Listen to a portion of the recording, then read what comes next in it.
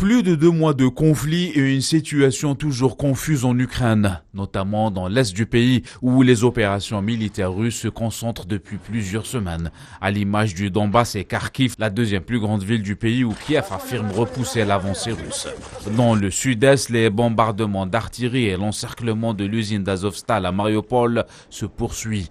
Pour rappel, les deux parties et sous la tutelle de l'Organisation des Nations Unies ont procédé ces derniers jours à des opérations d'évacuation de civils de la zone industrielle. Toujours dans le sud, à Odessa et Mykolaïev, des sirènes ont retenti dans les deux villes. Quelques heures avant, des missiles ont visé la région d'Odessa. Kiev a fait état de 7 frappes et déplore un décès. Cette région portuaire n'a pas fait l'objet d'une opération terrestre d'envergure. Néanmoins, les unités russes n'ont pas hésité à viser les installations militaires ukrainiennes et les centres d'acheminement du matériel militaire en provenance des pays occidentaux. Dans la foulée, la Chambre américaine des représentants a adopté une nouvelle enveloppe d'aide à l'Ukraine de près de 40 milliards de dollars.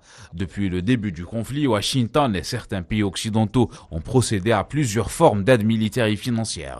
Côté humanitaire, la barre des 5 millions de réfugiés ukrainiens ayant fui leur pays a été franchie. La première destination reste la Pologne avec presque 3 millions d'arrivées depuis le mois de février passé.